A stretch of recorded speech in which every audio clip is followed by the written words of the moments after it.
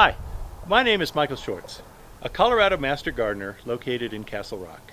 In this video, I'm going to show you how to protect your garden from an early fall frost.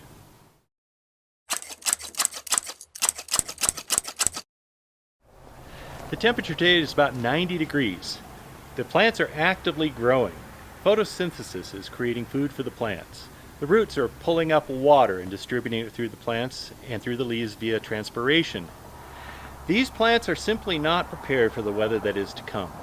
Tonight there's a winter storm warning, and the low temperature tomorrow should be about 26 degrees, and we're expecting about 3 to 5 inches of snow.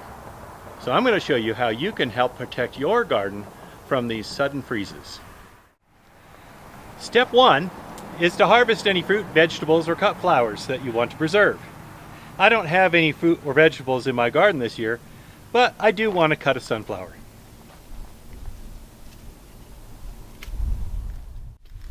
Step 2 is to take any plants that you can move and put them indoors. The garage is a fine place to put a plant overnight or even 2 or 3 days.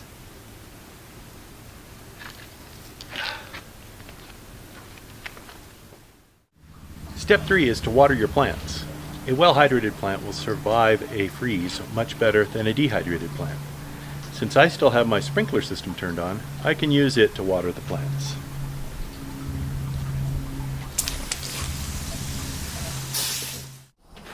I also need to water the plants in the planters that are too big to move. Step 4 is to cover your sensitive plants to protect them from the frost. This time of year, the ground has plenty of warmth, and the soil in this pot has a lot of warmth. So if I can just provide a little tent over it, then that will preserve some heat and it should be enough to keep these sensitive annuals from freezing. I'm going to use a little bamboo stake to hold the cloth up above the plants themselves, and then I have a couple of towels that are rags from the garage that I'll just drape over top. If I can, tuck the sensitive trailers in under the towels.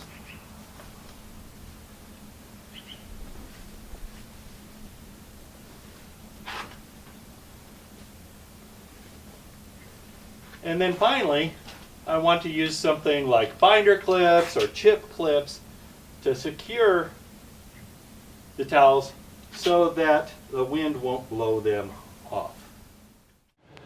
I had a focus problem when I recorded this segment the other day, but tonight it's also supposed to get quite cold. And so I'm still going to cover the plants in my flower bed with this frost cloth that I bought at the local hardware store.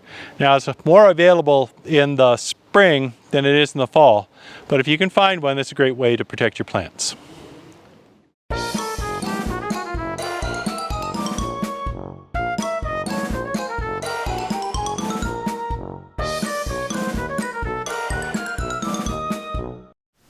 And the last step is to protect the sprinkler system.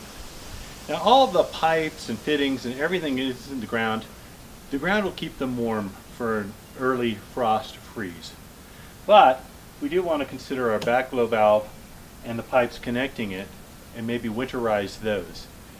We're forecast to have a low as 26. It may not be long enough to cause trouble, but I'm going to drain the system anyways just to be sure. Start by locating your sprinkler shutoff valve. Mine is here, labeled water shutoff exterior only. When the handle is in line with the pipe, the valve is open and water is flowing. So we just need to turn it 90 degrees, and now the valve is shut and the water is shut off to the sprinkler system. On either side of the backflow prevention device, there is a valve, and we're going to open those and let some of the pressure out, but also this is the way we are going to bleed the system. Now that I've shut off the water and I've opened up the bleed valves, I am going to run one of the zones to allow the water to exit through all of the pipes and out into that zone. This is not a full winter blowout because I'm okay if is there water still left in the pipes because the ground will keep it from freezing. Since I have a smart controller, I can run a zone, and I'll just run it for about 5 minutes. And all that's going to do is open up the valves, the master valve and the valve for my particular sprinkler line, and then let the water run out.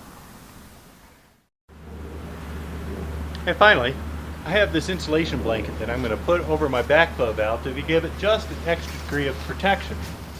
If you don't have one of these insulators, you can wrap a towel around it and secure it with duct tape or blankets or something similar to that. It's a good idea to disconnect the hose that you use to water to let all of the water out of the system. I find these watering wands, if you leave any water in them, they can crack when they freeze. This expandable hose, however, it'll probably last no problem. Now that we've shut off the irrigation, the preparation is complete, but the task is not over. We need to revisit everything tomorrow during the actual snowstorm and freeze.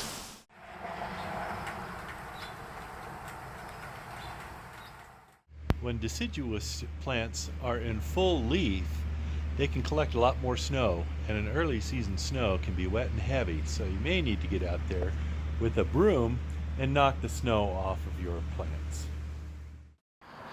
We're at the end of the cold snap. We had about 36 hours of temperatures in the 30s and even down into the 20s. So that's quite a cold snap for this time of year. And how did the yard do? Well, the results are mixed. The permanent perennials in the yard came through the little frost just fine. Everything that I brought indoors is looking great. The frost cloths kept the annual beds pretty good. The marigolds, some of them got a little frosty, the petunias look great, and overall I think the flower beds will look good. The biggest problem I had was the permanent pots that were too heavy to bring inside. There, some of the plants, especially the coleus and the sweet potato vines, they just didn't make it through the frost. Overall, it was a lot of work, but it should keep me going through another 3 weeks of gardening. Until next time, this is Michael Schwartz, and happy gardening.